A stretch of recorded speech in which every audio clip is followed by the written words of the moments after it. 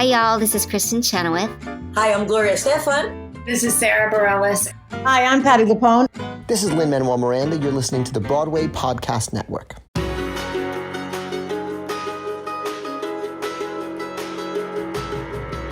Welcome to another episode of the Theater Podcast, intimate personal conversations with theater's biggest names. As always, I'm Regina George. And I'm Gretchen Wieners. That's so fetch. Today we talked with Kate Rockwell, who plays Karen Smith in Mean Girls, currently on Broadway, still on Broadway. It's actually in its second year now. It's interesting to me that her character is so absolutely dumb as a brick. One of the dumbest characters ever written. Because Kate herself is one of the smartest people I've ever had the pleasure of talking with. And it goes to show, I think, that to be great at comedy and to be great at playing dumb in comedy, you have to be incredibly intelligent. Mm-hmm. You have to understand the different nuances of the human psychology and all of that to make it funny and not just be making fun of dumb people.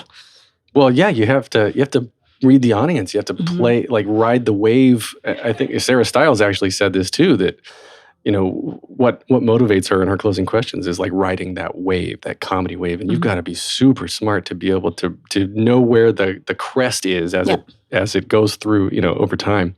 Yep, it's a fine line that if you cross it, it doesn't really work the same way. But Kate is brilliant at the role. I really liked, we talk about in the interview, she actually throughout her career decided to take a break and try something new. She was realizing that performing was getting a little bit tiresome to her. And so she said, hey, I'm gonna try a different career path for a little while. So she became a wine and spirits expert. Oh, right. Yeah. So she's bridging the gap between Broadway and being a sommelier. Which is... now that's a thing. Sign me up. Well, we'll get into the episode here in a second. But before you do, please head over to ttp.fm and show your support, subscribe, and rate. You can go to ttp.fm/Patreon and just give a little bit of a pledge that will help us keep the lights on, keep paying the bills. And actually, a big shout out to my brother, Paul, who just became our first $20 patron, which, of course, gets him entitled to having his name shout out here in the reflection Thanks, section. Paul. Thanks, Paul. Love you, bro. Everybody, please enjoy this episode with Kate Rockwell. Here you go. 1, 2, 3.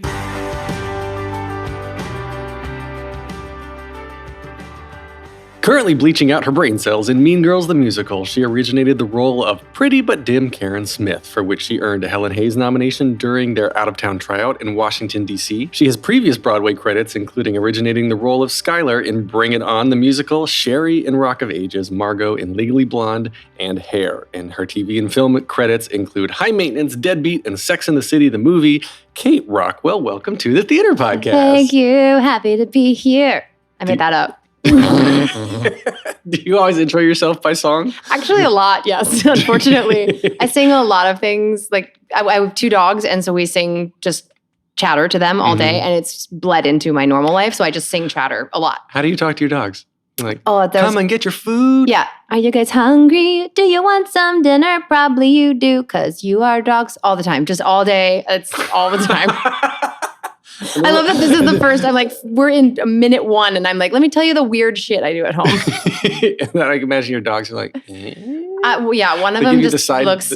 One of them, we have Pinky and the Brain dogs. We have a big one that is very sweet and runs into walls, and then we have a little one who is for sure plotting to take over the world at all times and angry about everything. And so the little one just looks at you with her little snaggletooth, I can't believe you're such an idiot. And the big one will take out your knees because you're probably talking to her, so she should probably be closer to you. Right. So she just into your knees. What kind of dogs are they? The little one is a Frenchie Boston mix. Her name's Mabel. She's 11.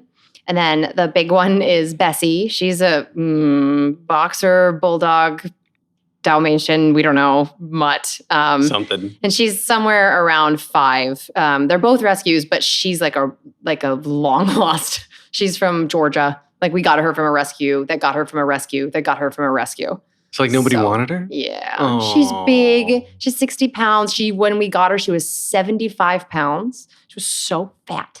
And she's slightly aggressive, fearful aggressive. Yeah. And she's a white pit bull mix thing. She's had puppies. Like she's just like nobody wanted She's her. had a past. She's had a life. She's got a past, yeah. She has earned her martini. If she could write a musical. It would be like Sondheim's Passion, I think. Except for I always imagine Jennifer Coolidge as her voice. Somebody once asked me like who would voice my dogs, and it was Eartha Kitt and Jennifer Coolidge. I was really hoping when you said you Pinky and the Brain dogs that they were literally named Pinky and the Brain. It would really have been a better choice. Mabel we had on her own, so she got Mabel, and then Bessie because she looks like a cow because she's white with little black spots. Yes. All right. Her name was Sassy when we got her, which was just, you're like, oh, that's why she's not getting adopted. You named a 65-pound pit bull Sassy. Who just looks at you like, what? Yeah. It's not going to get her into a house. All right. How about we talk some theater? All right. Standard stuff. Okay. So let's talk about where you grew up. And you were not born Kate Rockwell. Well, that's not your full name. It's not my full name. Rockwell actually was my middle name. Is my middle name still. My mom's maiden name is Rockwell. And when my grandparents had her, they were like, you don't need a middle name. You're going to get married. So like you'll have a maiden name. And then my mom was like, well, that's screwed up. Yeah. So for me, she gave me as a middle name her maiden name, which I always thought was like the coolest, smartest, like very like way ahead of her time feminist decision. And it was a whole lot easier to pronounce than what my maiden name was. I'm married now. My maiden name is Wilfong. Mm-hmm. And that was like, no one can spell it. No one can say it. People thought I was like of Asian descent, which I'm clearly not. So we used Rockwell instead. Listen, when I read it, I was like, oh, yeah, I did think Asian descent, but It's German, actually. It's a German name, Wildfong. Wildfong, yes. Yeah, that doesn't make it easier to spell. Oh. Well, yeah, if you say it Wilfong, yeah, it's very phonetic. Anyway, so you're born in Cincy. Actually born in Connecticut. Oh. Yep, born in Connecticut. I lived there until I was about 6, and then I moved to Cincinnati, which is where I grew up and did basically all my school. So that's like hometown. So then what kind of kid were you? Were you a theater nerd as a little one? Yeah, I was like, my parents loved musical theater. And so I grew up listening to it and going to see theater from a very young age. I think I was 6 the first time I saw my first professional production. And just fell in love with it, and was always into it. My parents were like, cool, we like this too. So I was very encouraged in that way. And I love to sing, so I was in choir. I started taking voice lessons when I was like 11 or 12. That just was like always my path. Mm-hmm. Also not really athletically motivated. So sports was pretty much out. And in Ohio, that's your only other option. So there's a lot of sports. There's some theater. That's about it. Well, I guess that speaks to your parents though, because my parents wouldn't. I don't think they would have gotten me voice lessons if I had asked at 11. I don't even know how that happened. Like, whose idea was that? Like, my mom just like knew that was a good idea. I don't know. I don't remember asking for them, or if like my choir teacher in junior high, because that's who was my first teacher. Mm-hmm. Like, if it was her idea, and she was like, would you want to do voice lessons? And I was like, yes. So I just don't know. But yeah, no, they got me in early. She was your teacher? She was my teacher. Yeah. Mm-hmm. Yep. Linda Gardner. She was big influence. Has she come to see you? No. I haven't seen her in a long time. I think she's like comp her and be like, look look at what you've done for me. Listen, girl, you want to come see my show? I'm in. Come on. I'll Surprise, we have her on line 1. No. Oh my God, that would be cool though. If only I could take phone calls. Well, this is the internet. Skype me right now. JK. If you've ever taught Kate in a voice lesson, Skype me right now. Oh, okay. So then you had a fun childhood, and then how did you get into theater? How did you decide like I want to do this? What were you watching? I think it was my high school production, Fiddler on the Roof. Yep, I was in Fiddler on the Roof. I played Grandma's Idol. You're right. I was 14. Somebody had to do it. So yeah, we did Fiddler my freshman year of high school, and I got to be a part of it, which was sort of unusual because we had a really big high school and actually a very active theater department, and so mostly like the roles went to the older people, and I don't know if I got lucky or what, or if I was just the only one goony enough to come in and like play Grandma's Idol. And so that was my first time on stage, like doing theater, not just like singing a song or whatever. And you're playing a grandma. Only in the one scene. Otherwise, I was just a townsperson. So like yes, I did the opening and stuff. But I remember the curtain going up in tradition. He does this whole monologue in the front of the stage, and then the curtain goes up and everyone's on stage. We had those big block sets. So like it was just like basically a big ramp. And that was like our set. And like couples and families placed all over the place. We all did tradition, and we did that like really bad choreography with your arms just like slowly rise up, and then you clench your fists, and that's a whole choreography. Yeah. But I have a very distinct memory of doing that and being like, oh, this is really cool. Like with the live audience, having people right there watching you do it. And it was like so much adrenaline and so exciting. And then when they would applaud, you're like, oh, this is like instant gratification. Everything about this is fun. So it was truly that moment that I was like, oh, I'm going to do this. This is what I want to do for real. Well, obviously, Fiddler, huge comedy. Big comedy. Yeah, big comedy. But to be fair, I was playing the comedic. Yes. The very tiny little laugh that Fiddler has, that was me. Well, where did you get the comedy chops?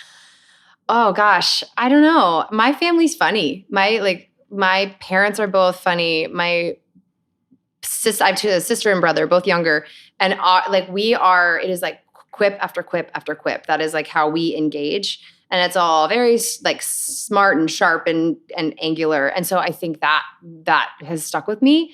Obviously, Karen's not particularly quick-witted, so I don't know where I learned the opposite version of that. But comedy's been just inherent in my life always. My sister would be very angry if I didn't say that she's actually known as the funny one in our family. It's not me. She's very, very funny, and I probably have stolen a good amount of this comedy from her. What does she do now? She works in opera management. She's a manager agent for opera singers. So she loves classical music, but doesn't choose to perform. She has a beautiful voice. But both my siblings do. Actually, my whole family does. They all sing. That's fun. Yeah. It's fun. There's so many ways that you can be involved with performing in theater without being on stage and putting yourself through the mental anguish that comes along with all of this. And the crazy thing is my brother is a lighting designer. So he's like an electrician and lighting designer. Oh, no so kidding. we have like the backstage, the onstage, and then the business side all represented in my family. Oh, that's so much fun. And then your first professional gig was Philia in Forum. Yeah. Goodness, I was Marcus Likas in college. I love that show. It is so much fun. It is so much fun. That was my first real comedy, like actually figuring it out. And I mean, Philia's, she's not that bright. So maybe there's a very strong through line through my career, honestly, about the women that I play. Well, yeah, I actually have something and we could talk about that. We'll get there. We'll get there. Yeah, but there's a very strong through line. But to do it well, you have to in real life, be the opposite. You have to be really smart. Yeah. Really smart to pull that off. It's really specific. That kind of comedy is so specific and so calculated because if it's sloppy, it's just sloppy. And it would be very easy for dumb to be too slow or too just like it needs edges and it needs sharp turns. And you have to be so specific with it. And I've always said, like, the smartest person in the room is the one playing the dumb one because, that's really patting myself on the back. Congratulations, Kate. But you really do have to, like, understand every single thing that you are doing and why you're doing it. Otherwise, it won't land. Right. So I think it's probably. It speaks Mean Girls specifically. Tina Fey does that very well. Oh, my God. That's why I love 30 Rock. Yes. 30 Rock is my favorite television show of all time. Really? Yes. 100% was before I started working for her, so that's not just me complimenting my boss, but it has always been like I saw that show and I was like, oh, that I want to do that. Where's that for me? Like it's just the funniest, it's the smartest, dumbest kind of material. It's such real people. You know, they're too real. Sometimes you're like, oh my God, I can't believe somebody's managed to replicate all of the people I've ever met in my life. Well, like Jane Krakowski too, like just plays these characters plays her character so well. And I mean Tina, but like Alec Baldwin is supposed to be the smart one. Yeah. And then Tina and Jane are just incredible in how they play their characters down, but they're both so smart. That entire ensemble. Yeah. I mean, Jack McBrayer is somebody that I was like, who's this guy? Like this character is so weird and perfect. Everything he does is perfect. We got to meet him actually. He came to see the show early on.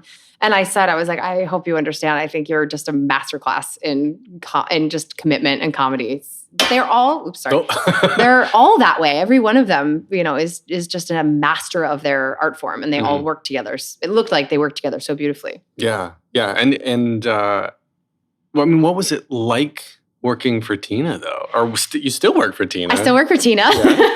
I finally learned to call her Tina instead of Tina Fey, because for a very long time, I couldn't get out just a first name because I think I had a really hard time understanding that we were on a first name basis because she's Tina Fey. Right. And who the hell am I? And at first, I got an opportunity to meet her.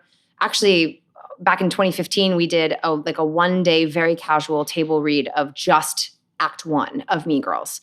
And I knew Nell Benjamin, the lyricist, working with her on other things. And so she was like, do you want to come read Karen for this? And I literally tripped over myself, I was in Mexico. I got on a plane early. I came home. It was like a whole thing.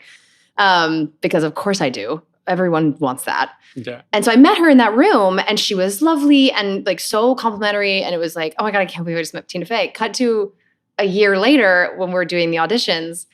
And my first audition with her in the room was maybe audition 2 or 3. I can't remember how far along the process we were. I stared her down the whole time. She wasn't the reader. She was there behind the table. And I just did my whole audition like at her because I was so nervous that I was like doing comedy, like doing her comedy for her that I like forgot how to be a person. And like I couldn't look at the person I was talking to. I was talking to the reader and looking at Tina behind the table. It was so awkward, so uncomfortable. I walked out, I called my husband. I was like, I just blew that so hard. Like, I cannot believe I just acted like such a buffoon. And I'm so grateful that they were like, I'm going to give that girl another chance because maybe she's not as dumb as she seems. But I was so intimidated and I was so in awe of this person that I had looked up to as a female comedian, as an entertainer, as a business head. She's changed the face of comedy. Mm-hmm. And it took me so long to be normal with her. I don't know that I'm even there yet. I'm still like a little awkward when she comes around because there's still a part of me that's like, I can't believe I know you. And I can't believe that like I went to a Christmas party at your house and like I had an ornament on my Christmas tree from your kid. Like, it's just like a cool, oh my God, she's so sweet. But they have the coolest kids and like we've gotten to spend a lot of time with them, which is amazing. And Jeff, her husband who wrote the music for our show, is one of the kindest people in the world. And she is everything I wanted her to be. Like when they say don't meet your heroes because they end up being just like human. Mm-hmm. She's like all of the best qualities of human and all of the coolest qualities of hero. Because she's so kind and she's so smart and she's so capable and confident. And also like, I bought this dress at Target. Like, she's just so normal. It's like, I don't understand how this works. But so it's really amazing to be in that presence and learn from her kind of all over the board, not only artistically, but also business-wise and as a mom and as a person. And it's very awe-inspiring. Clearly, I just monologued for like 3 minutes about her, like a crazy fan. Do you have any other like female heroes that you look up to like that? It's interesting. I've always sort of felt like the people that I really respected were outside of my own industry for a lot of reasons. But I mean, I don't know that I have a lot of like concrete female heroes like that. I have a couple in this sort of small business women that I've sort of seen, looked up to, people like Kelly O'Hara and Carrie Butler, who I got to work with in this show too. But like in the big picture, not really. I have a lot of women I admire, but never anybody that I was like, I want to learn from that. That is what I want to figure out how to be. And then I got to meet her and work with her for 2 years. That's crazy. Have you gotten the reverse feedback? Like people have come up to you and said like, I'm emulating you. You are my hero. Yeah, I have gotten that a little bit with this, and it is really strange. Really? Well, it's so hard to believe. I mean, first of all, I'm just an actor, so like, what the hell do I know about anything? So's Tina. Well, just an actor and a writer and a producer and a director and she's like got all of the Ers. I'm all of the titles. Just a person. Just a person. Yeah. But it is hard. I mean, I have to imagine the first time someone said that to her, she was a little like, what? Why? Because it just doesn't feel like you have any idea what you're doing. So why would anybody be trying to emulate me, like reaching out randomly in the dark, trying to figure stuff out? But we have a really cool teenage fan base in this show. Mm-hmm. And a lot of them are performers themselves. Obviously, the Broadway community has such a loyal next Broadway community following, the people that are going to someday come and take our place. Mm-hmm. And what's so cool about this show for me in particular, my other shows being a few years back, we didn't really have the access that social media has given us to those people directly like I have here. And it's been so cool to hear from them, all of these kids who are like just obsessed with the show and us, you know, the women that I work with and the men as well. It's a really amazing direct connection between like the future of Broadway and the current Broadway family. It's really neat. And I still haven't wrapped my head around it because it's still happening and I'm still in it. I'm still doing this silly thing every day. But it's awesome that connection, being able to like hear from them and talk to them and get, you know, we still get mail like we used to, but there's a lot more like messages and Instagram and all that you do hear a lot of like, I want to do what you're doing and I love what you're doing. And this has inspired me to go back to acting. We've gotten a lot of that. Like that's a really cool one too. To be like, I loved this and I was too scared to do it. And now I want to go do it again. You're like, oh, that's so inspiring. I can't believe that's us. That made you think that. Yeah. Yeah. At the end of the day, I mean, I've met a lot of Broadway actors and been part of the community for a while. And at the end of the day, everyone's like, it's a job, right? It's eight shows a day. Eight shows a day. 8 shows a week. Because we're at Kings Island. I did Busch Gardens. I did 10 shows a day. Oh, yeah. So 8 shows a week. And they're long and they're hard and you're dancing your ass off. Mm-hmm. And like at the end of the day, on a Monday, you just want to sit, you want to go home and not talk and not move. And hide and stay in bed. Yes. Yeah. On your dark days. And a lot of people, like they crave that validation. And that's part of why they become actors, Absolutely. Right? Mm-hmm. But I don't think they realize the amount of emotional stamina it takes. It has to be for like, opportunity for growth, right? Like Broadway is pretty much like as good as it gets until you go into the TV world. Like the output of energy versus like what the return is got to be, they're not great odds compared to like other jobs where you can like work your way up and like ultimately have job security and like a legitimate living wage all the time. Like you can just expect that. And here you're like, who knows what's going to happen next week? And I'm doing Broadway. Like that's as good as it gets. It's exhausting. The lifestyle is exhausting. It is so differently exhausting when you're not working because then you're constantly auditioning and you're constantly putting your heart out and getting it stomped on. And that's its own version of exhausting. Mm-hmm. And then when you are working and when you have the privilege to do what I'm doing 8 times a week, you are like literally physically incapable of like lifting your head up before 11:30 in the morning because you're like, I gave so much every single night this week and twice on Saturday and twice on Sunday. So it's an interesting lifestyle. It's not for everybody. Yeah. Yeah.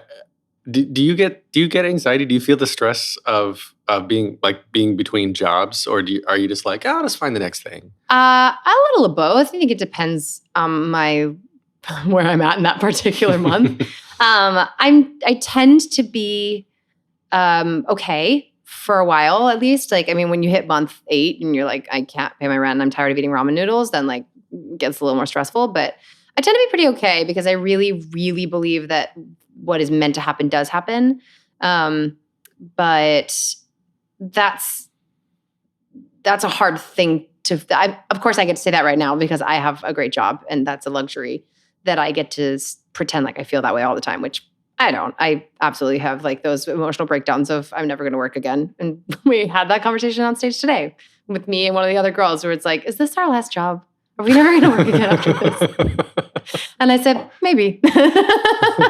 Maybe. Who knows? We'll see. Well, you just renewed your contract, yeah? I did. Girls, yeah. I did just renew my contract. Yeah. So you've chosen, another year. I have. But what an amazing gift. How few people get that opportunity to sign on for a second year because we are going to go another year. I mean, this is the longest I've ever been in a show. Rock of Ages was just under a year and a half. And then I left. They kept going. But I was only in Legally Blonde for the final 6 months. I was in Hair for 6 months. Bring It On, and we had a tour that went out first. So we did an out of town and then a tour and then Broadway. it changed every single time. So it was never the exact same show. And the Broadway run was only 6 months. Mm-hmm. And then Rock of Ages was a year and a half. And then I took some time off. I left the business actually for a little while. Did you? I did, yeah. I needed perspective. I needed some change. I needed to see what it was like to do something else. And I had just come off of like this crazy experience with Bring It On up. And then I went right into a year and a half of Rock of Ages, which was one of the hardest shows I've ever done. Just physically, it's just really, really taxing. And so I just was like, I gotta do something else. I was just tired. And so I worked in the wine industry. I was going to ask about that. Yeah, I got things that are meant to happen. I met a friend through a friend who ran this wine shop on the Lower East Side and asked me if I wanted to like basically come in and like work the register for like a wine, like, you know, $10 an hour or something and a discount on wine. And I was like, yeah, sure. I love wine. And I fell in love with it. And it became an actual real passion. And I went to school and I got my degree from, it's called the WSET's Wine and Spirits Education Trust. Yes. It's one of the larger international like wine training programs. And so I have a degree in it now. And I worked full-time for them I worked part-time for them for about 9 months. And then I worked full-time for them as an assistant manager of the shop for about 9 months too. So it was like it was awesome. And I loved it. And I feel very grateful that I did that because while I was doing that, I was like, oh, I loved that. And I missed this. And so I was like, okay, I'm just going to like I'm going to go back.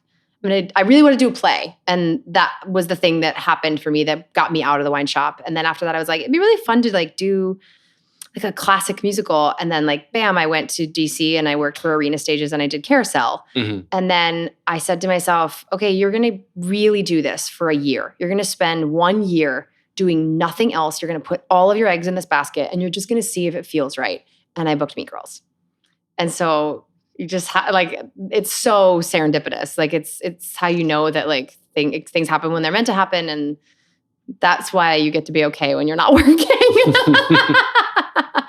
Because that kind of confidence is the only, and confidence, also ignorance, is the only way you survive. It sounds a little bit like ignorance is bliss. Yeah. Absolutely. It's ignorance. Yeah. It's like, it's going to work out. And then like 50% of the time it does. Yeah. The saying I always tell people, I'm like, if you want to perform, if you can ever see yourself doing something else, do something else. Absolutely. Because you have to be so committed to this. Yep. And it is your whole life. It's not just a job. Even though it is your job, it is your whole life. It is every waking minute. You are either getting ready for your show or preparing for your show or learning about an audition or doing a concert, or it is 12 hours a day, every single day. And then also a show if you get lucky enough to book one. Yeah. So like it is 10 full-time jobs. Yeah. And if you don't love it enough, you will be miserable. Yeah. And everybody will like crush all of your dreams all the time because that's their job. And that's hard too. You know, you have to be so resilient and so like, okay having your dreams crushed. Who's okay with that? I'm not. I think part of the dream is the rejection. Like that's a lot of why I created this podcast, is to hear the stories, get these things out. And you were saying earlier that, you know, people tell you that you're inspiring them to get back into acting. A friend of mine that I performed with a decade ago, and he's like, I've been listening to all your podcasts now, and everyone's stories is inspiring me to get back into acting. Yeah, and cool. It's really cool because it gives them perspective. Absolutely. It gives everybody perspective. Well, it's so important. I mean, it's literally like the social media problem. You only see the good stuff. You don't ever see the bad stuff. Like no one posts about like their terrible life. They only post about their best life. It's that way with people in work too. You know, you only see the people who get the jobs that are visible, and you don't see the hundreds of times that those same actors auditioned and didn't book and starved and waited tables and babysat. And, you know, that's part of almost every actor's story. At least I would hope, because otherwise, how do you know to appreciate it? If the people that I have met who don't have that failure and don't have that rejection in their experience don't appreciate it the same way. And I'm so grateful for the time I took away and the loss that I had in that process, so that I could come in here and be like, this is the best damn job in the world. And I'm so grateful and fortunate to have it. And I'm also like aware that I feel that way, which is a great thing, because not everybody does. Yeah.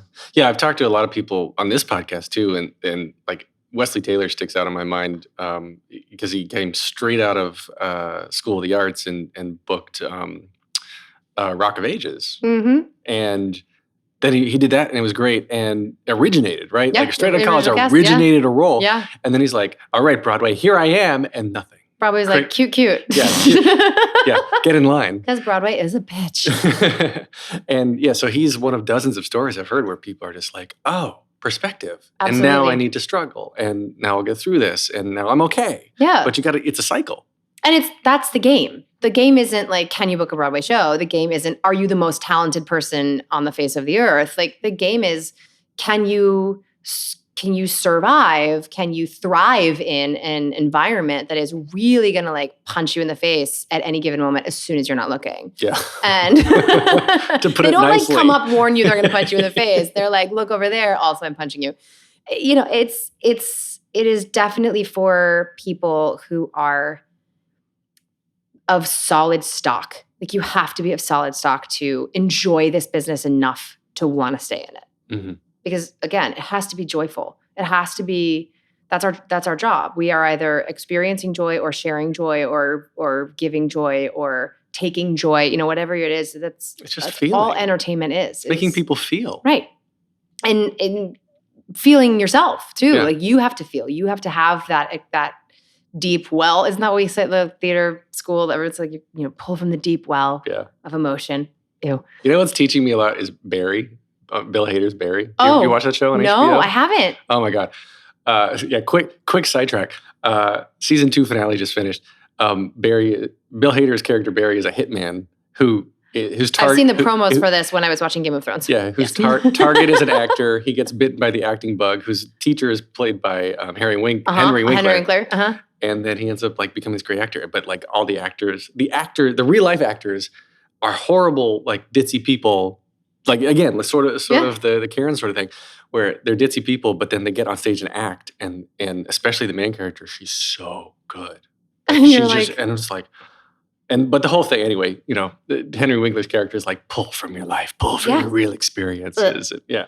But it's true, and kind of the through line for people I talk to, the really successful people here, sitting across from me like you are the people who have had a lot of struggle, either like career-wise or emotionally or personally, right. whatever, because they draw from that. They pull That's it. what makes you interesting. The only thing that makes you interesting is life experience. People who've like had it perfect all the time and nothing bad has ever happened to them are really boring. They're really boring people. They don't know anything about anything.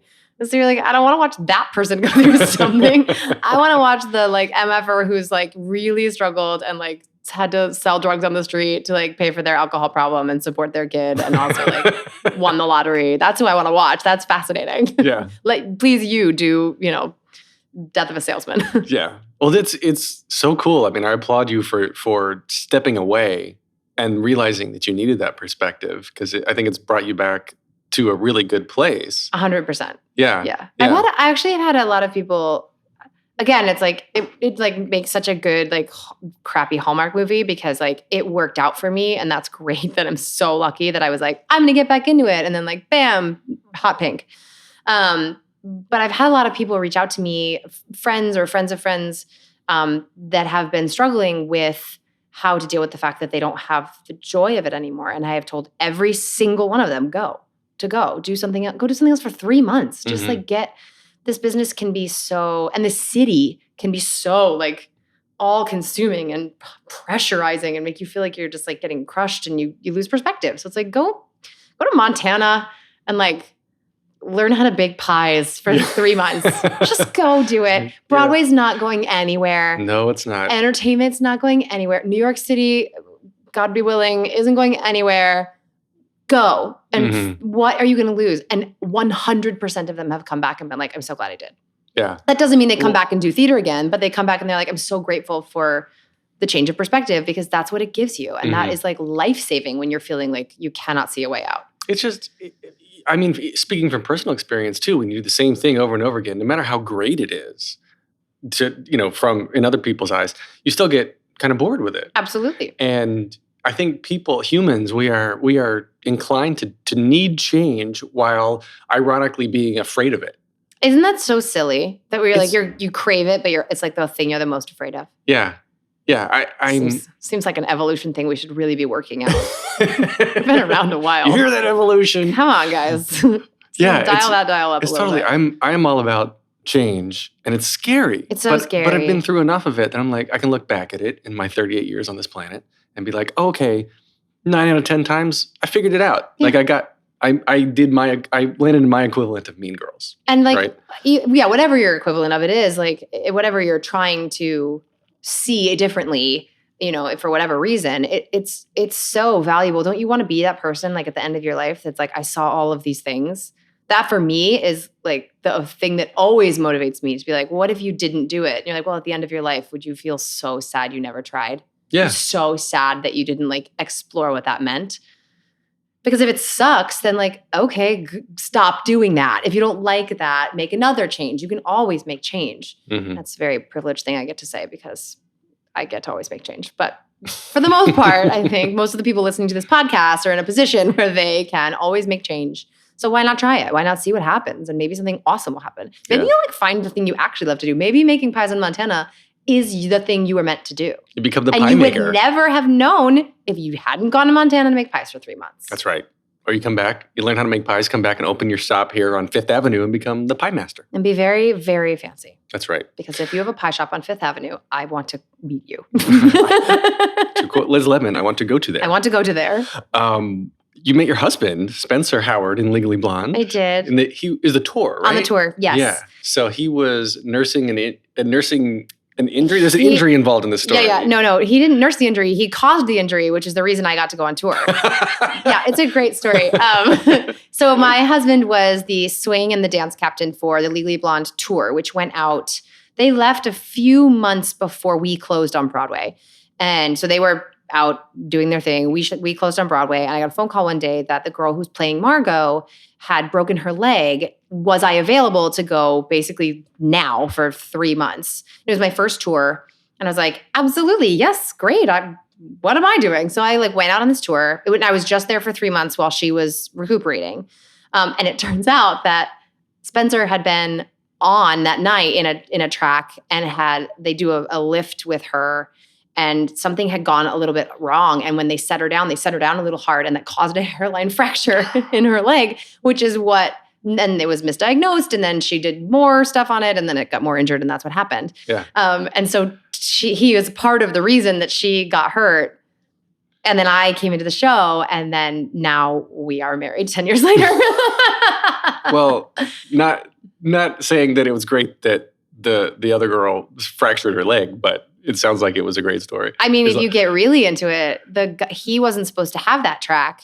He was working in a production of West Side Story regionally with a guy named Ward, an actor named Ward Bielson. Do you know Ward? Mm-mm. Okay. Ward Bielson was supposed to be the swing and the dance captain. And Ward and Spencer were doing a show together. He had to lift Spencer. He injured his back so badly, Ward did, that he couldn't take the tour. He had to have surgery. And Spencer booked the track that Ward had to leave. So Spencer injured his way into the show, and then injured his way into his wife. So my husband is very dangerous, and if you stand in the way of what he wants, even if he doesn't know he wants it, you will have an injury. So if you believe in the multiverse, you're married to Ward in a different reality. I am. I've known Ward even before that, which is the funniest thing of all. So of course I know him through the business, and he's doing fine, by the way. He's very happy and healthy, and everything is okay. Oh, good. And so is Rhiannon, who is the Margot that I took over for. She is married and happy. She married one of our crew guys from the tour. Oh, no kidding. When she came back, they had started a relationship. They're now married with 2 kids in California. Wow. I know. Wow. I love showmances. They're so messed up, but they're so fun. messed up, and they can go so wrong. And I you're know. just like, we're just so lucky it didn't go wrong. Are there like at this high level, the echelon of Broadway? Are there showmances in the Broadway world too? Oh, yeah. Because you don't hear about a lot of that. Oh my God, so many. Really? Yeah, we have some in our some in our building. We have one that I think I'm allowed to talk about. I think she won't be mad. Everybody knows now it's public. But our Katie and our Aaron Samuels are together. Oh, really? Yeah. And have been since we started, like basically the end of our out of town run. is when they like started seeing each other. And it was like a secret for a little while. And that's so been cute. over a year now, so it's not a secret anymore. And they are so freaking cute together. Oh my God, it is an adorable showmance. Like I guess, but then you feel like kind of bad calling it a showmance because like now it's just a romance. Yeah. They just happen to work together. Yeah. But they didn't meet during the show. So I get so freaked out that like, it's just something that's open-ended. What if it goes bad? I don't know. Then the rest of us have to suffer through the breakup. But I don't think that's going to happen. I don't think that's an issue. Do you find it hard? Do you think it's harder or easier being married to a non-civilian? I mean, like a non-actor? Yeah. Well, I'm lucky because I have a little bit of both because he was an actor. He's no longer an actor. Oh, he stopped too? He stopped, yeah. He is in hospitality now. He's a concierge and a very, very good one. And so he understands and loves everything about this business and is very forgiving of my schedule and like the nature of what it is that I do and how all of me goes into it without being in it. Right. So he like has a real job, but like also a dynamic, he works evenings because he works in hospitality and a very different, but also highly dynamic industry. And he has like a real paycheck and like a real life. He has like health insurance. So like when I don't have it, I get to be on his and that's like so cool. Yeah. And like a 401k, like a life thing. But he's still he is a theater person at heart. He is very passionate about it. You never lose that. No, it's part of, you either are or you aren't. Mm-hmm. He's not a muggle. He's a theater person for sure. I've heard that. Yeah. I think I'm too old. I'm too old. Muggle wasn't around when I was heavy into the theater world. So yeah. It's truly the best way of defining people who are like for theater people to define other people. It like is exactly right. Because we are just the weirdest breed of people. So, and we understand each other so intrinsically. Yeah, I totally agree. And that's what I don't get. Like I've been working in the engineering side for a while, and I've done creative side, and et cetera, et cetera. And it's like the engineering side. Those people are great. The logical people, the left brain people, are all wonderful, wonderful people. Yeah. But there's a connection that I miss. There's an emotional vulnerability that you just. It's exactly what it is. That vulnerability to be open with people that you don't know, but that aren't your family, that are just people that you're like, I'm just this way all the time. Yeah. It's and there are lots of people like that don't choose to do theater. You meet them and you're like, oh, you're one of me. I get you. But then there aren't very many people in this business that are muggles. Because this is, what do you do here? How do you survive this if you like want a normal life? Yeah, it's not because even if you're not on stage, you're still working the long hours. And if you're on the business side of it, you work business hours and then you do your show stuff. And then you do your show stuff. It's even kind of worse. Yeah, absolutely. In terms of like time commitment. Oh my God, like company management who like has to go into the office all day and then like come deal with us crazy actors at night. Like that sounds, I don't know how you put up with that. It's a lot of hours dealing with theater. If you don't go to your next thing, I mean, maybe you'll be in Mean Girls for years and years and years, but 30 years. I'm going to seamlessly transition into Mrs. George Trek. Play Karen until I'm too old, and then I'm old enough to play Mrs. George. Would you want to go back into the wine business, do you think? I think so. Yeah, I love it. I have even like weirdly loved the retail part of it because you get exposed to so many. Wine is so similar to art in that way. But actually, I always say it's a lot like theater because if you work in the kind of wine that I was working in is very small production. It's a dangerous word, natural wine, because it's become like a thing. But like wine that is not made, it's not yellowtail, basically. So they're not making like 300 bajillion cases of this wine. It all tastes the same. It's pumped full of chemicals to make sure you're getting your like Coca-Cola wine. Mm-hmm. We didn't have any of that. We worked with very like hands-on, small, family-owned wineries of like, people who've been making wine for 500 years, mm-hmm. Passed down from son to son to son. And every bottle, every vintage is different. Every region is different. Sometimes every bottle is literally different depending on the wine. And so it feels like a theater experience where you're like, this thing is only here right now. Mm-hmm. And while you're enjoying it right now, and it will not be this way if you open up another bottle tomorrow. You'll feel differently. The bottle will be different. Like it's very artistic. And there's so much artistic expression in the winemaking when you deal with things like that. So it was very easy for me to understand and appreciate something, even though I have no idea. I mean, I couldn't make wine. If you paid me, it would taste like battery acid. I'm sure it would kill or your feet. Lots of people. My feet, truly. Yes. But I enjoyed being exposed to all of the different things. Whereas like if you work at one winery, you work at one winery. Mm-hmm. In retail, you will work for all of the wineries and you get to be a part of every one of those experiences. And that was very cool. And never would have thought that like retail life would have like been something that enticed me. Nor do I think that there's other retail that would, but this one in particular.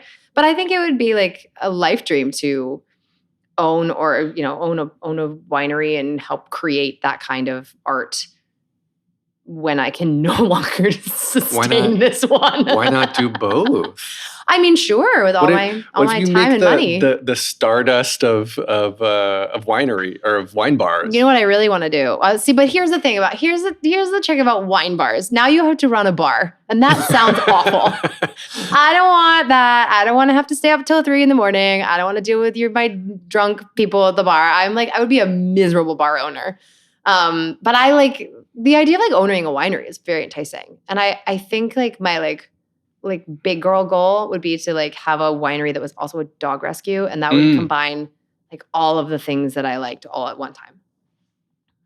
I'm trying to picture that. My silence is the imagination. Yeah, there's actually a winery in Long Island that's doing it right now, but they rescue horses, and I was like, well, this is a good idea. I want to do that, but with dogs. All the dogs? What's the tie-in? Like, so they grow grapes on one side of the property and raise horses on the other? They buy grapes from other people and they make wines. There's like, you can like grow your own grapes, or you can like buy grapes, or you can like have somebody else make your wine, or you can make your wine, or you can make half of it and they make half of it and then you blend it. And there's like all different ways people make wine. But they have a farm, just a big old farm that is a horse rescue. And then they have the winery part of it. And like of their 15 wines that they make, 6 of them, like all of the proceeds from that wine just go into the horse rescue. And that's how they fund their horse rescue. And that's cool. That's really cool. It's really cool. Yeah. I have a little muscadine vine in my backyard in Brooklyn. Do you really? Yeah. Have you ever done anything with it? I mean, muscadine is, you'd have to be really, really skilled to make good wine out of Brooklyn muscadine grapes. But I'm not saying it's impossible. No, I just planted it a little while, almost a year ago. So it needs time. So it needs a lot of time. It needs 4 more years. Yes. And then you can have grapes. Yeah. Well, yeah. Maybe if you get lucky enough that there's actual soil and it actually is fertile enough to give you grapes. Yeah. Well, I do fertilize. I have a green thumb. That's my side project. Oh, really? Plants? Yeah. I'm learning about plants now. I have some plants. I just got new ones that I'm trying to not kill. Into hydroponics. Oh, okay. I have an aero garden that's very similar. Yes, it is. Aeroponics. Yeah. Mm-hmm. Yeah, because the hydroponics, it's fun because you don't need soil, so you don't need to worry about that in New York, Manhattan. Yep. So like my old place in Midtown had a balcony with these pods, and I had like Brussels sprouts and tomatoes and cucumbers. Cool. And I actually ran out of room because I was growing a pumpkin vine on my on the 30th floor. Yeah. Wow. Yeah. That's cool. Yeah, it was fun. If I had outdoor space, I would totally get into that. I don't. I have a fire escape. Life goals. Very, very protective super. So, really? Yes. Can't put anything on that fire escape. Oof, that's no fun. You touch the fire escape with your finger and he's like knocking on your door being like, you can't put anything on that. Oh. He's just doing his job. Well, back to theater. Okay. Enough about that. Enough about that. ASMR as I shift through my notes. Welcome, everybody, to the ASMR Theater Podcast Hour. TV and film. Would you like to do any more of that? You know, I have very little film experience. I did do Sex and the City, but like I just walked basically around a corner, like a lot, and they cut our whole scene. So like, I don't know. That I was sort of fascinated by how little I liked that. I thought it was really unartistic. And now that's going to make a lot of people mad that I say that. But so I think I would be really interested in doing television because you get to develop a character over a long period of time. Mm-hmm. And that's really cool. The thing that tricks me up, and this is like my theater roots, is that I'm like, but you don't tell the story in line. It's not linear storytelling. And so like, how the heck do I know where I'm going? Because I'm starting at the end. And then I like jump to the middle, and then we do the beginning, and then we go back to the end. And I'm like, how do you know what this is? You've not experienced it all the way through. So I don't know, that scares me a little. You know, That's the change. You're afraid of the change. I know. I mean, if someone would like to hire me to experience that change, I will be 100% on board. Would love to experience the change. You don't actively like audition and pursue that during the day, do you? No, I do. Absolutely. Mm-hmm. Wow. Yeah. Yeah. It's hard. They haven't come a calling yet. So.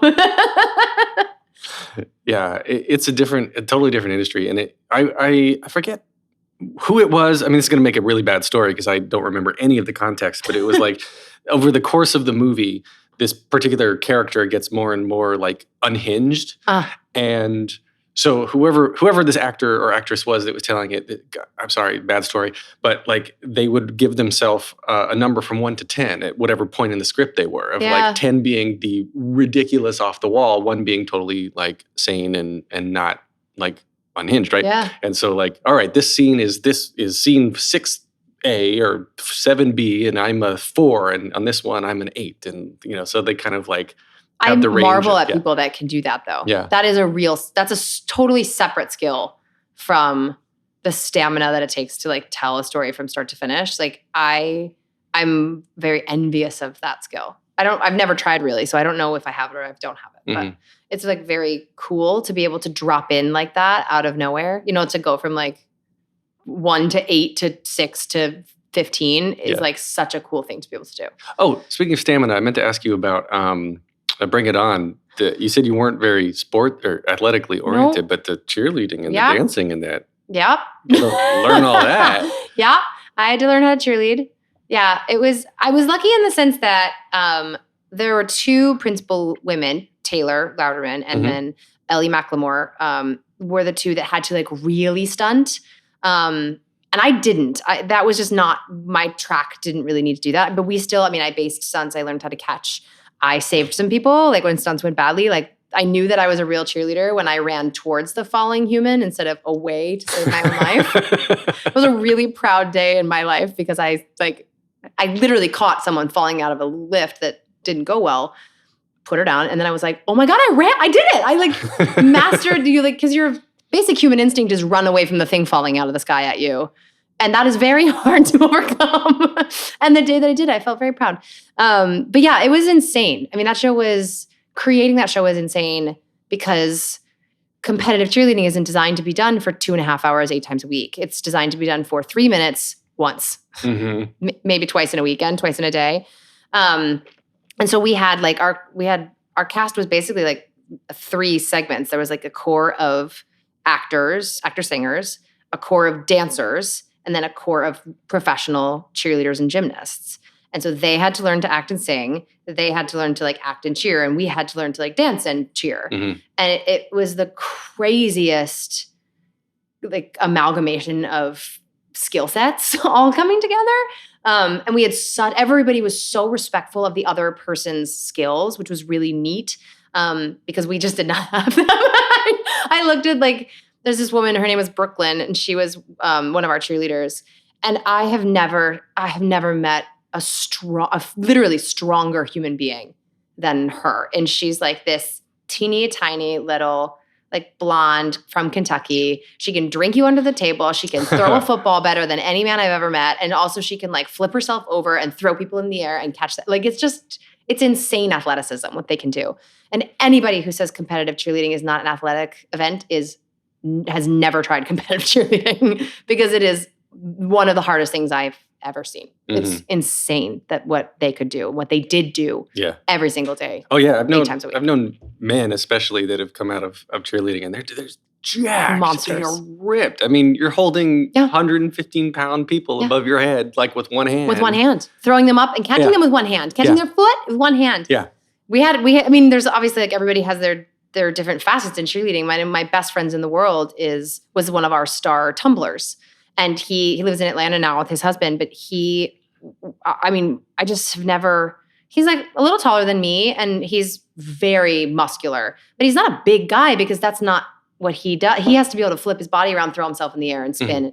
It's just incredible to watch him work. And then you meet the guys who do the base stunting, who that's their job is to like throw people up and catch them with one hand. And then there's with the women too, like there's the women, I was really too big to throw around, frankly. I would have had to have been so physically strong and capable, which I am not.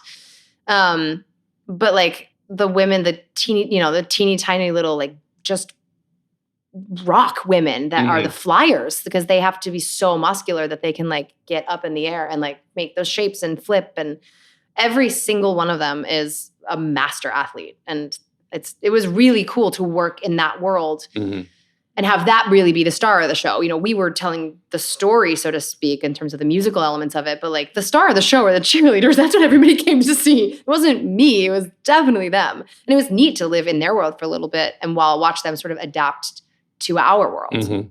Yeah, and I think the show doesn't give Lin-Manuel enough credit. I agree with you completely. Because, I mean, that was between In the Heights and Hamilton. Yeah. He and Tom Kitt wrote the music. Yeah, and then Amanda Green. Amanda Green, yeah. Yep, the three of them worked together. Like, geez, some of the lyrics in the show It's so smart. So smart. Yeah. And you're getting teenagers to say, I mean, people playing teenagers to rap like this. One of the, I forget what the lyric is, but there's one guy who was like, if cheerleading's for women, then, oh God, I'm going to totally screw up this lyric. It's, the guy's like, I'll be a feminist because I'm surrounded by women, or whatever it is. You know. I'd be a feminist women, gentlemen. Yeah. Then it's like, consider it. It's a little different, isn't it? It's so smart. All of that. I used to know all of it. And no one would let me rap because no one wants to watch that. But some of the stuff that they had in that show was so brilliant and maybe a little ahead of its time. I just think like it was such a hard thing to sustain because of the amount of physical injury. I mean, you can't help it. There's nothing you can do to prevent that. It is what it is. Some days things fall and sometimes people get hurt. And it was so difficult to sustain. And because of that, a lot of times, sometimes the storytelling had to take us a backseat a little bit to like keeping people alive. So it was just it was a really challenging piece. And I always get so happy when I meet people who are like, oh, I loved Bring It On. And you're like, oh my God, I'm so glad you saw it, because not a lot of people did. You know, we only ran for 6 months. And it was so much work that went into creating that piece and getting it to a point where we could run on Broadway for 6 months. And we were so proud of it. But yeah, man, I still have, I have a rib injury that. Do you really? From fall that went like this nutso stunt that went wrong in Atlanta or out of town. And this girl, we were holding her up by a single foot, and then you had to like the three of us at the base. Sounds so normal. If you're a cheerleader, I'm sorry that I'm A, butchering this, and B, making like a level 1 stunt sound complicated. But so there's like 3 people holding 1 foot, and then all together we would have to prep and press her up with her 1 foot. She would go up in the air, flip around, and then we would catch her. Well, that went wrong one day, and she landed on me, and that just me, like down I went. You know, and we hit hard. We had to cancel a preview that night because both she and I got injured. And that happened the whole time because that's cheerleading. Yeah. And that's why it's so amazing when you watch those performances, you know, that they can do all that stuff without killing themselves. Yeah. Well, I applaud it. I think it's wonderful. But we're running short on time. You have a show to do. But before you go, I want to talk about Back to My Roots. Yeah, give you that plug, which is your solo album. My solo album. Why did you create a solo album? I think because it's like the coolest thing you can possibly do as like a singer person. I don't write. It is not my own music. None of it's original. It's all Broadway. I should say, I can't use the word standard because that's like an actual thing, but I call it like the second golden age of Broadway, which is like the late 70s to the early 90s, basically like Andrew Lloyd Webber's era. But it was such a big part of my upbringing. That's the music that I listened to when I was a kid. And what made me fall in love with Broadway was, you know, Les Mis and Cats and Phantom. And then when I started to get into some of the more like artistic stuff, Sondheim. I mean, that was Sondheim's a big kind of push forward with some of his like more inventive, Merrily We Roll Along and Into the Woods, those beautiful artistic pieces. And then William Finn was working a lot at that time. And Falsettos is my favorite show of all time. And those are the things that like when I was in college and learning about like the artsy stuff, not the Cats, that started to like sort of shape me as an actor too. And so, but I've never done any of that here. It's happened and I don't get to do it. So I made a show first, a solo show, Cabaret. And then from there we kind of honed down, what was the real core of that piece. And then we did a studio album of that. Fun. So yeah, and we released it 3 weeks after we opened Mean Girls, which was the right choice, but I still think a strong choice in terms of the time and energy I had to give to it. But then just last month, actually, I did a show at City Winery, and I did the show again, and we kind of called it an album release party. It was like on the 1-year anniversary of releasing it, to sort of get to finally celebrate it and say, like, this is a thing that we made, and I couldn't really give it its due when I was opening the show, but now I want to celebrate it. So I am really, really proud of it. My music director, Jason Lafredo, who he's a Broadway MD. He just closed Kinky Boots, actually. He was the closing conductor at Kinky Boots. Did all of my arrangements for me, and we have 8 instruments, we have 8 musicians on the album who play any number of instruments depending on the song. And it's like there's a couple of guest performers on it as well, guest guitarist and guest vocalist. My friend Ari DeBose does a duet with me, and it was just really, really joyful to make, and what a cool thing to like have and say that I did. And I mean, nobody buys musical theater albums but musical theater people, so it's not like a huge financial thing that's gonna like take off and run and support me through my 80s, but it's a really neat thing to say that you created, and not everybody wants that, and that's like totally cool, but it was something I really wanted to have in my time as a performer. Yeah, it's a tangible thing that you can point to and say, there's so little of that in live theater, so few things. That's why remember those souvenir programs used to be such a big deal if you got to be in the souvenir program? Yeah. Because like, look, see, I was there, really. That was me. I was in it. The cast album, there's so little that we get to like hold on to. So we'll wrap up here, and as always, I have 3 standard questions that I ask all my guests. Number 1, very simply, what motivates you?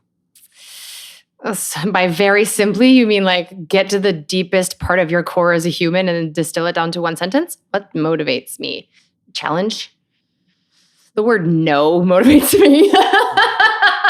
Do you like to prove people wrong? I do. I love to prove people wrong. I love to be what is unexpected, but also that's like 50% of what motivates me, and the other is just joy. I'm a really joyful person. I'm like, at the end of the day, like I want to have fun.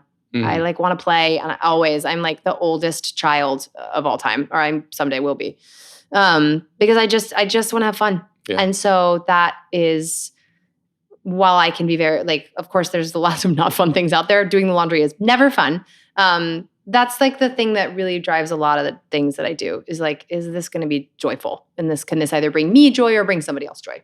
Okay. Number 2, what advice would you give to your younger self and younger people listening now, starting out down a similar path? Oh, my favorite thing that I have learned about this world is that you will be told your whole life who you are supposed to be like. Be like this person. This is the career you should follow. These are the kind of roles you're going to take. And it's all bullshit. You should be like nobody but yourself. You should be like yourself because those people already exist and they're playing the roles already. And if you want Kelly O'Hara, you're not going to hire Kate Rockwell. You're going to hire Kelly O'Hara because she's Kelly O'Hara. Why would I try to be like Kelly O'Hara? What a waste of everyone's time when I could just be myself because no one else is doing it the way I do it. That's true for every single artist across the board. Mm-hmm. You are the only person that can tell your story the way you would tell it. And your story is interesting. So what makes you unique is what makes you interesting, and that's what's going to get you work. So don't try to be like other people. Just like really like dig in, figure out who you are and what you have to offer and run with that. And that's what will get you, that's what will make you successful. I'm going to interrupt these closing questions because I want to ask you, if you said you like to prove people wrong, are you often stereotyped? All the time. I've been stereotyped my entire life. As a woman, I'm stereotyped. I'm a blonde woman, not naturally, but I present as a blonde female. Mm-hmm. That's a stereotype. Actors are stereotyped all the time. We are children who are incapable of being responsible or making decisions, and that makes me nuts. I'm a blonde actress, so I must not be very smart. That's a tough one. You play, the through line we were talking about earlier is you play the dumb characters. Always, whole career. But what we're saying is people don't understand how much intelligence that takes. But even outside of that, people look at a pretty girl, pretty white blonde girl who's an actor, and they're like, oh, well, you clearly don't have any other skills because that's why you're doing this. And you're like, well, actually, I could do anything I wanted. I could have done anything I wanted. And I chose this. And that makes me very smart because I knew what I was capable of and I picked something and ran with it. That's intelligence, as opposed to just falling into whatever is convenient or available to you because you don't want to try very hard and you don't want to risk. That's not smart. I agree. That is a beautiful answer. Okay, so final question now. This is the hardest. If you could only see one show for the rest of your life, but you can see it as many times as you want, what show would you see?